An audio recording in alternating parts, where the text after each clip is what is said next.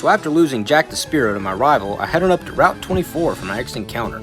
It ends up being an Oddish, which is actually kind of what I was hoping for because it can serve as both the replacement for Butterfree and Ivysaur, depending on which one I need to replace.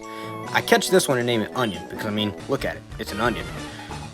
After this, I go on down to the Misty fight. She leads with Staryu and I lead with Ivysaur, and I use Vine Whip, but I get the low roll and don't kill. This actually ends up being a good thing, however, because she uses the Super Potion and I can get the high roll in one shot next turn. After this, she switches into the Starmie, which fortunately didn't have a Psychic type move because she ended up outspeeding me.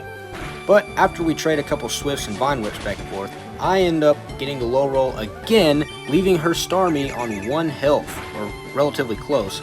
This allows her to use one more Swift, getting me down to 21 health in very scary territory, but I end up hitting my second Vine Whip, or the third Vine Whip, and killing her, getting me the win over Misty and the Cascade badge.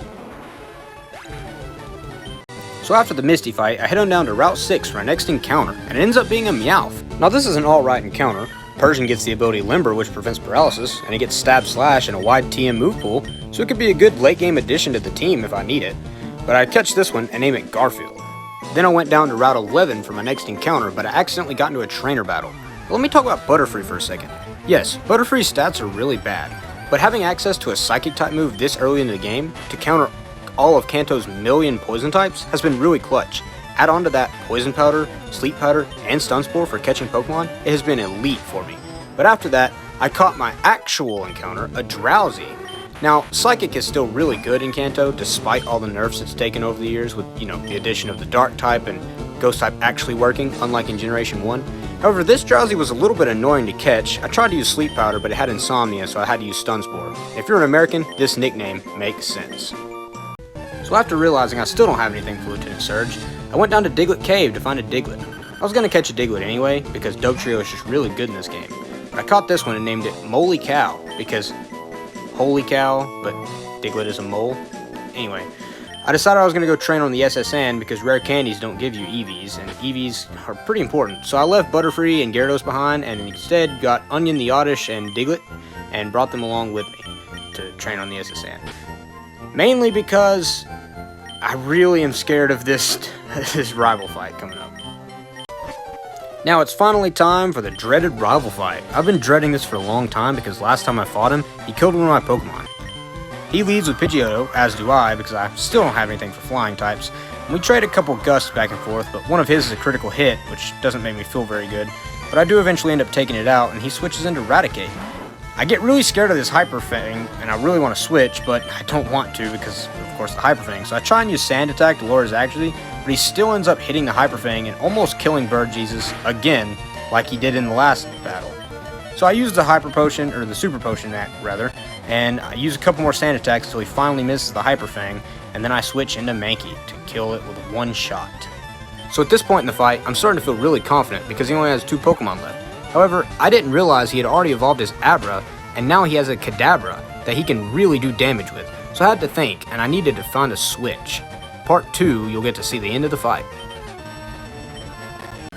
So I decided to switch into Diglett because Diglett uses physical attacks, and I know Kadabra can't handle those very well. I use Dig and it gets the one shot, but then he switches into Charmeleon, which is the Pokemon I couldn't handle last time and killed my Spearow. So I use Dig, but it doesn't quite get the kill. His Ember, however, does over half. So knowing that Dig is 100% accurate, I use Dig one more time and I do get the kill, winning me the fight deathless. After this, I go up and get the HM from Cut from the captain, and this scene has always been weird to me. I'm a 10-year-old and I'm rubbing a grown man's back, comforting him. It's very, very strange. I don't know if it's bothered anybody else, but it's always bothered me.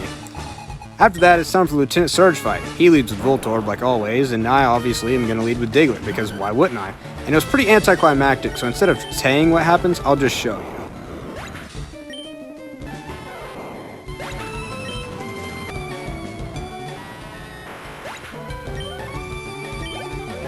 I went on out to Route 9 for my next encounter, and it ended up being a Spearow, which is good considering my last one got killed by my rival. I then went to Route 10 and got, I believe, the only encounter I can get because of Dupes Claws of Voltorb and named it Nuke. After that, I went down to Rock Tunnel to get my encounter, and I can get only Onix and Geodude, I believe. I got the Geodude, which is the better encounter, honestly. Also, I'm just going to apologize for the audio. I'm recording this while I'm on lunch at work in my truck, so probably not good. I then went on to catch a Growlithe, which is what I was really wanting because I wanted something more than just Pidgeotto for the grass gym. I also went up to the top of the roof in Celadon City to get the Eevee, which will be pretty useful because I can evolve into 3 things. I also sort of abused my rare candies a little bit, and I used that money to buy the TM for Flamethrower at the game corner and taught it to Bo. I also used it to buy the Firestone and evolved it into Arcanine, and I also went ahead and bought the Charcoal while I was there just to make him a little extra powerful, so now I'm already set for the grass gym. After talking to the creep in front of the gym, it's Erica time. Now she leads Victory Bell, like always, and I lead Bo like I'd always planned on. And newsflash, spoiler alert, whatever you want to call it, this gym battle goes exactly the way you think it's going to. I use my Charcoal boosted Flamethrower and one-shot all 3 of her Pokemon. Yeah, very anticlimactic. I actually fear the rival fights more than I do the Erica fights and the other gym leader fights.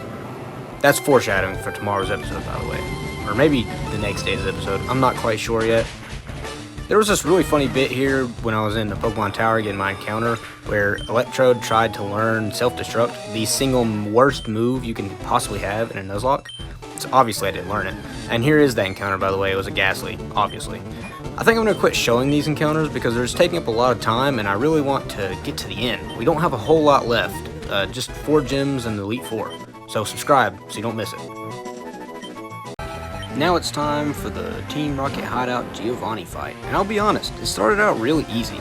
He led with Onix and I led with Venusaur, and I took it and the Rhyhorn out in 1 Razor Leaf. When he sent in Kangaskhan, however, I lost my type advantage, so I decided I was going to try and whittle it down with Leech Seed and Poison Powder. However, he used Fake Out and Mega Punch and got me below half health. I did eventually end up getting Leech Seed and the Poison Powder off, but I was just feeling way too weak to stay in, so I switched into my newly evolved Primeape. And I accidentally misclicked and used Rage, but it didn't really matter. The Poison and the Leech Seed were doing enough damage anyway, and by the time I got to use my low sweep like I wanted to, he only had like 4 HP, so I ended up killing it. Getting the win, no big deal, deathless, we're good. Now it's time for the Pokemon Tower rival fight. He leads Pidgeotto and I lead with Nuke because I finally have an electric type, and I use Spark, but it doesn't quite get the kill. However, he did a lot of damage to me, but I got the Paralyze, and for some reason he didn't go for Quick Attack, and so I was able to kill it without taking too much damage. After that, he switches into Gyarados like an idiot, and I kill it in 1 Spark. I thought he had Rhydon, but apparently not. After that was Execute, and I get put to sleep, so I switch into Arcanine. I then kill it with 1 Charcoal boosted Flamethrower. After the Execute, it was Kadabra, and I kill it in 1 Bite. And then finally, he sends out his Charmeleon, which I still kill anyway. This is a little bit out of order. A couple episodes ago, I made a joke about Voltorb trying to learn Self-Destruct while I was getting my encounter in Pokemon Tower. Looking back at it now, I think I had my footage mixed up because there's no way that could have been the encounter or the area I was doing it at. So I have to apologize for that, but anyway, this Charmeleon, it did a lot of damage with its critical hit Ember, which was surprising, but I still killed it with a takedown and a bite. From one rival fight, immediately into another. This time it's Silphco. He leads Pidgeot like always, so I lead with my electric type. His quick attack does quite a bit of damage, and I do get the static paralyze, but it doesn't matter because, of course, he's still landing a hit. But I get a spark, and it does over half, so I know I can kill. But by the time I get off my second spark, his second quick attack has already delivered me below half health. And for some reason, he decides to switch immediately into Gyarados, just like he did last time, and I obviously one-shot it with 1 spark. No big deal, or at least I thought I would. He somehow survived, but I did get the paralysis, and it didn't matter again because he used Bite and delivered me down to 28 health. I went ahead and killed anyway before switching. Just like in the last fight, he immediately switches into Execute, so I switch into Bow, just like I did last time. However, he uses Stun Spore and immediately paralyzes me, and I get paralyzed 3 turns in a row before I finally am able to kill it with 1 Flamethrower. But the problem is, I was going to use Bite to take out the Alakazam, but I can't because now I'm on 40 HP and paralyzed. So I have to switch into Bird Jesus. So I switch into Bird Jesus, and immediately Alakazam uses Future Sight. This isn't a big deal though. I knock it out in 2 wing attacks, and it uses Calm Mind, so I don't get any damage done to me. But after the Alakazam, he sends out Charizard, who's been the bane of my existence this entire run. And I immediately take the Future Sight, and it doesn't do a whole lot, so I think I'm fine. I use Wing Attack, but it doesn't do anything, and then Charizard's Flamethrower kills Bird Jesus. I don't even know how this happened. I thought he would be able to take it, but apparently not. At this point though, I realize Bo resists it, but he's paralyzed and low. Venusaur is weak. Electrode is weak. And then Andy is weak. And then Moly Cow is the only thing that resist it. So I send in Moly Cow, and I was going to try and use Scratch, and I was also going to try and heal up Nuke just in case, but after he uses Scary Face and Smokescreen, I realized Moly Cow is not going to do anything. And the Scratch, I don't think, did any damage. I don't remember if it even landed. But so I switch into Nuke, and I take a Flamethrower. So Nuke takes the Flamethrower, and it does almost all of his health, leaving me on 6 HP, almost my second death of the run. Now I'm realizing I'm not going to be able to do anything while Nuke stays in. When I go to make my switch, though, I realize Venusaur's weak to fire, Primeape is weak to flying, Bo is paralyzed and weak, so Moly Cow couldn't do anything, so I had to sack something, and I decided to sack Venusaur. I hated it too. He tanks the wing attack like I needed him to, and gives me a chance to heal up Nuke, but Venusaur does in fact go down to a second Flamethrower, and this is just heartbreaking. This is the second death of the fight, but it's better than getting swept. Nuke comes in, does Spark, and it almost kills, but not quite. However, the paralysis on the Spark seals the win for me, because now I'm going to outspeed and get the kill anyway. But at what cost?